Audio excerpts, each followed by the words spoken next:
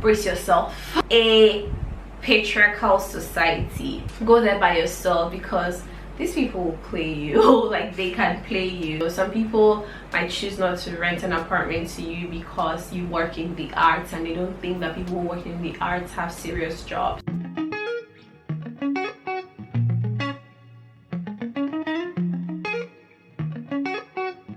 Hey loves, welcome back again to my YouTube channel. I'm Valerie here, and if this is your first time stopping by, thank you so much for stopping by, and thank you all for the love on the last video. In today's video, I am going to be telling you guys things that you need to know when you're renting an apartment in Lagos, because if you follow me on Instagram, which if you don't, you should do right now, I mentioned that I recently moved out, and a few people sent me some questions, so I'm going to be answering your questions on renting an apartment, things I learned, things that you should be aware of, and you know, everything. Now, I have not always been living by myself all the time that I've lived in Lagos. I recently just announced that I had moved into my own place. I was living with family I've been living with family for the past, for most of the time that I've lived in Lagos. So yeah, I've been living with family, but I just recently got my own space just before the lockdown started, and I didn't have a horrible trying to rent experience. I did not have that, but I picked up a few things, and I thought that I would share with you guys so that you guys can learn through my experiences, because there really wasn't much on the internet for me at the time. I just had to like talk to friends and just kind of like figure it out. So I decided to actually find somewhere in January, mid-January. That was when I decided to find somewhere. So I started looking for places, but I wasn't actively looking, but I started looking. But then the weird part was that when I decided in my heart that I was going to find somewhere, that was when we started finding places. We were looking on the mainland, but seeing that where we were before, we were still finding houses that had the same issues that we're having before. We decided to just like open up our, you know, things. And to be honest, I feel like this house is really God sent. Like, God just really did it, because we had found another house and we lost that house, and the same day that we found out that we had lost the house that we initially paid for, we got this one. So I would say that that was it. The truth is, it's very difficult to find an apartment in Lagos that has everything. So if you want a nice bathroom, a nice living room, a nice kitchen, a nice bedroom, a nice parking space, a nice staircase, a nice, like, you're just going to spend a lot of money. So if you're on a budget like I am, you're going to have to decide what is top priority and what you need to let go or not really pay as much attention to. All these things we mentioned were top priority for us. We looked at houses both on the mainland and the island. We used different websites. I'm not going to mention any because I'm not like promoting or marketing any of them to you. So I was going to mention one of the websites that we found houses on.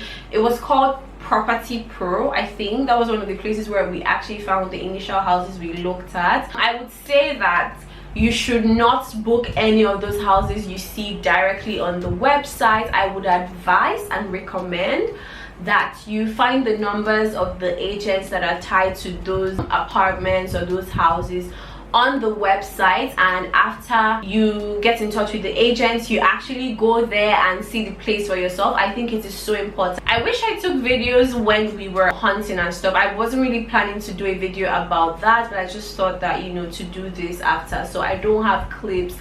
But it is so important to go there by yourself, because these people will play you. Like, they can play you. That was kind of like my own experience so far, but eventually we found somewhere. We had a really good agent who kind of like went, I would kind of say, above and beyond, because like I said earlier, we actually found somewhere initially that we lost, and I'm going to tell you guys what happened, how we lost, why we lost the place, and give you guys tips when I begin to share the tips you should know when renting an apartment. In addition to what I said before, another thing that we realized, we were 3 women who were trying to rent a house in Lagos, Nigeria, a patriarchal society. Our agent kind of like, you know, helped us, like told us, oh, do this, write this, say this, stuff like that. The funniest story, guys, is that we were 3 women who were going to live together, but we had to go with our brother so that the landlords could see our brother and like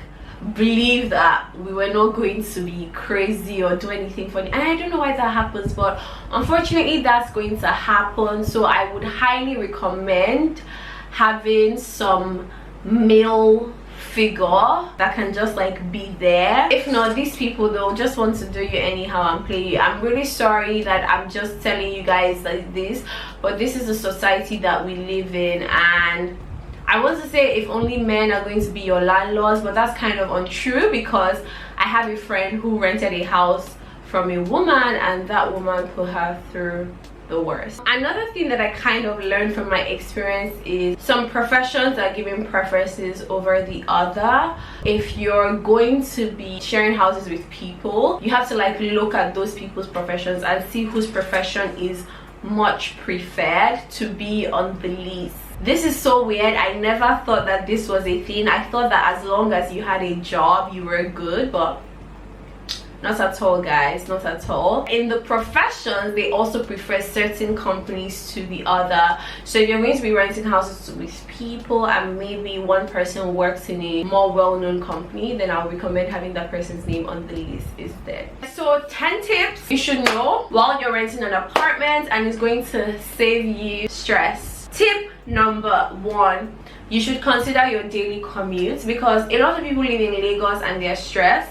Lagos is a stressful city. We enjoy, we have fun here, but Lagos is a really stressful city. If you're looking for somewhere, I would recommend trying to live as close to work as possible, at most 1 hour without traffic, because if you live too far away from like work or school, things like that, you're just going to be stressed every day. So consider your daily commute, consider how you're moving, where you're going from, the time that you leave the office, the time that you get to work, things like that. The place that I was living before, I could leave my house at 9:30 and I'll be at work before 10, and 10 was like start time. I was stressed and people in Lagos were annoying and Lagos was frustrating and blah blah blah, but it was kind of better for me, you know. So I think that it's important to consider that. Now the second thing is paying attention to what it's now going to cost to live in a place that is going to keep you closer to your daily commute. A lot of people say that moving out is a really big thing, which it kind of is. It's a very, very big thing, but one thing that helps is preparing your mind ahead of time and then saving towards doing that or taking that step. So say I want to live 30 minutes away from home and I know that my rent is going to be 800,000 naira a year, for example. What I'm going to do is I'm going to decide that, oh, am I doing this next year or am I doing this in 6 months, and then I start saving in bits towards that. I also recommend putting your money in mutual funds. I don't know how well they're doing right now, but if you do put your money in mutual funds, they're going to be trading with them and you can have some interest that could also go towards, you know, helping you pay your rent or your moving out bills. The third thing is the lights in the area, guys. Oh my god,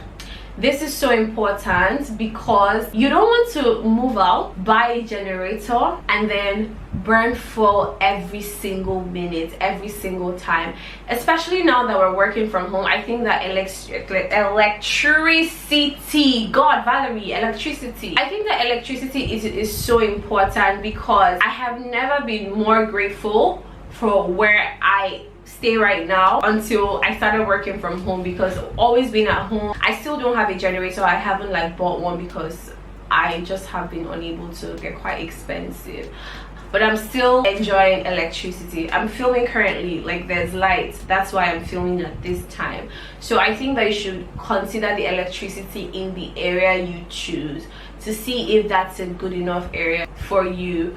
In terms of electricity, the electricity in Nigeria is generally bad, but some areas have it better than others. So those are things that could help you decide. So maybe an area might not be as fancy as this other area that you want to stay in, but seeing that they have better electricity can be a, you know, thing, a criteria for choosing which way you should go. The fourth thing is water. Some areas in Lagos have really bad water, guys, and you don't want to not be able to stay in your home or not enjoy your house because the water is bad, the water is brown. You now have to spend extra money to treat the water, so you have to know where you stand on that.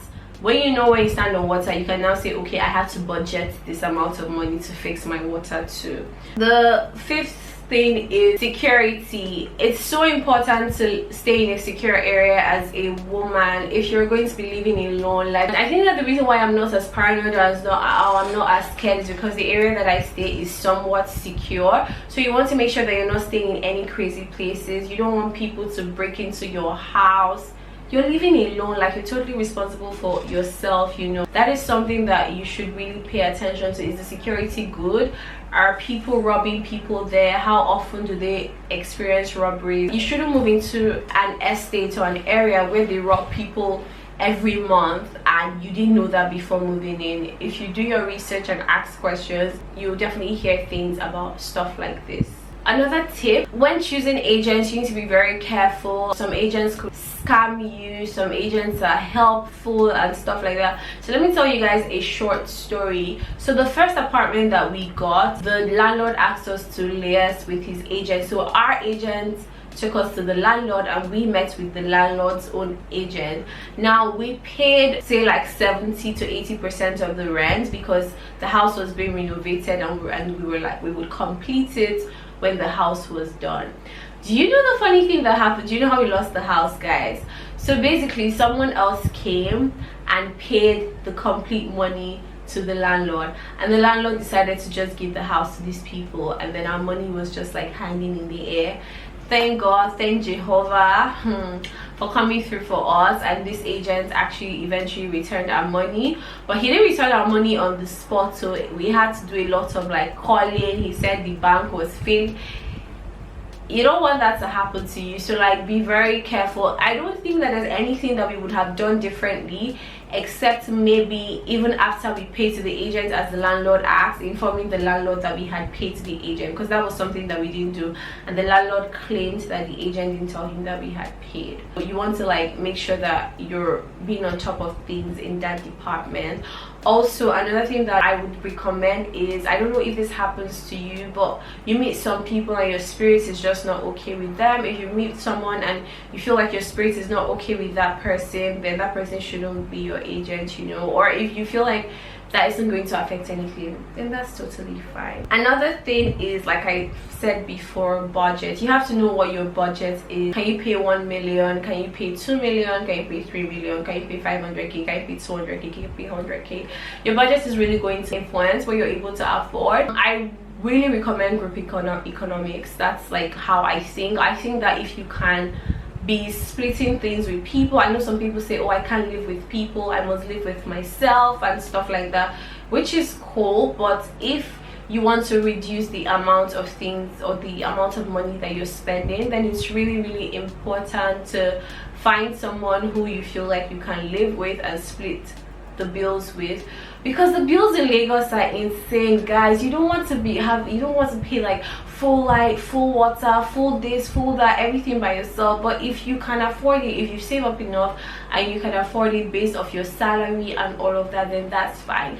Another pro tip is that different people have different things or different ways that they think about this, but I think that your yearly rent should not be more than 3 to 6 months of your salary. So some people say 3 months, some people say 4, some people say 5, some people say 6, but at worst 6 months. If where you're going to stay, if you earn money in 6 months and you're unable to pay for your rent, you shouldn't be staying there. It means that you do not have the direct source of income to influence that, except you have other streams of income that you want to use to support that. But if your rent is like more than 6 months of your salary, then that place you're trying to live in is probably too expensive for you, and you don't want to move into a place and pay for 1 year rent and you're unable to pay rent the next time.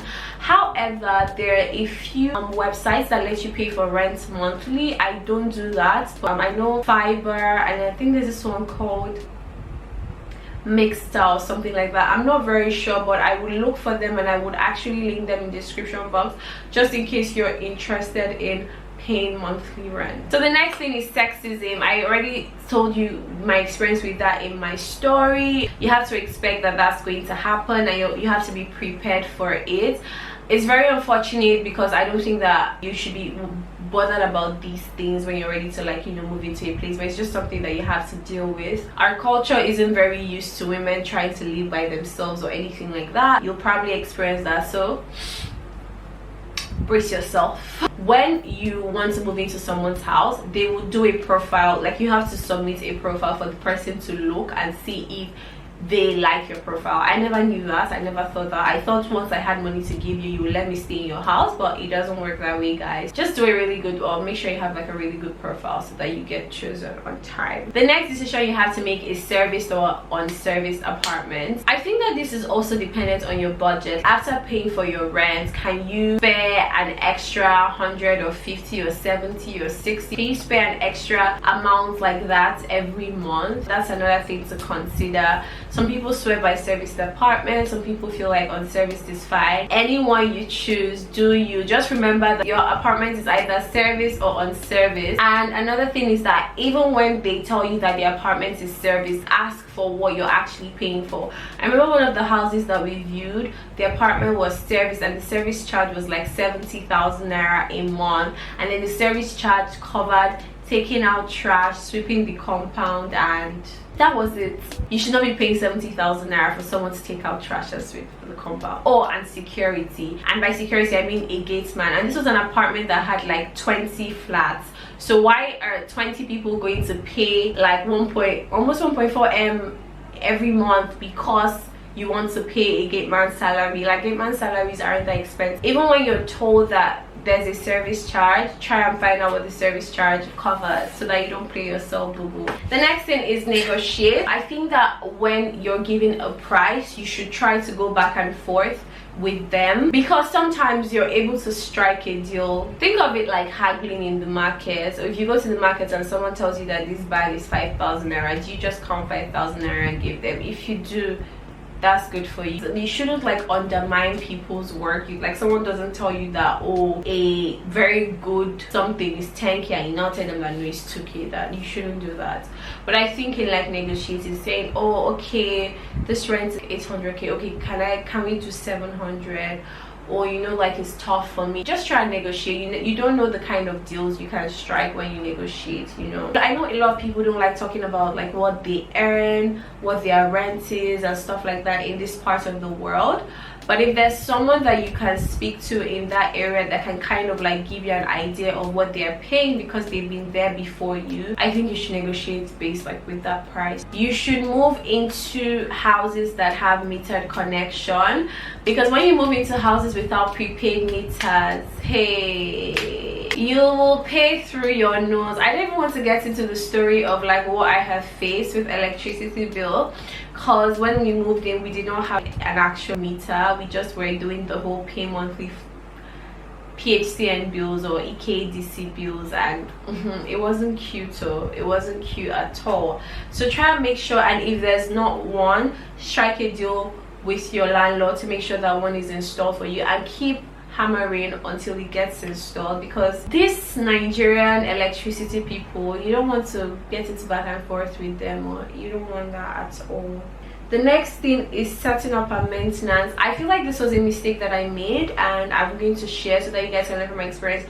I did not make a realistic budget for how much it's going to cost me to make my space how I want it to be. I've made a lot of mistakes. I've bought things and had to sell them and do another one.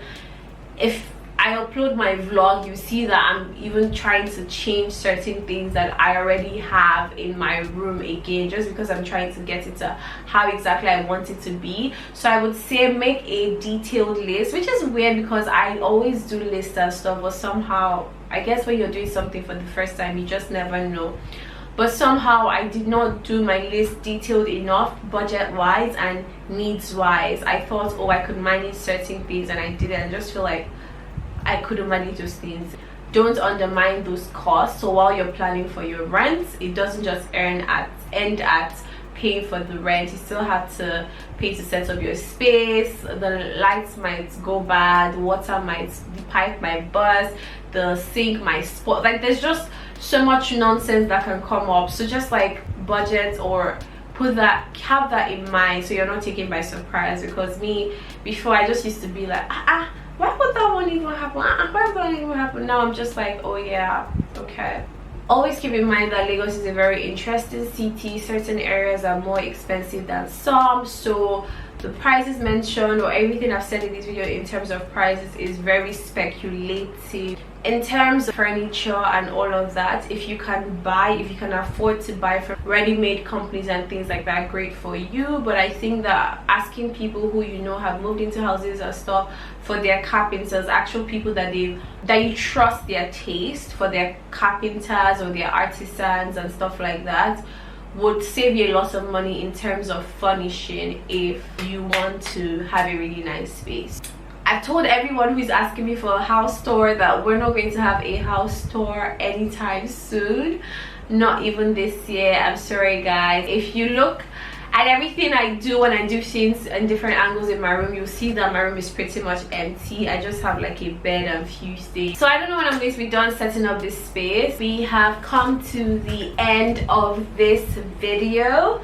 If you haven't watched the last one, you should watch the last video right here. You should watch my last video right here if you haven't watched it. But I really hope that you find these tips helpful, and you can always come back to this when you're trying to rent an apartment or trying to feel. I'm going to put all the links that I mentioned in the description box for you, and I hope to see you back again in my next video. And thank you guys for 1.4k. Thank you.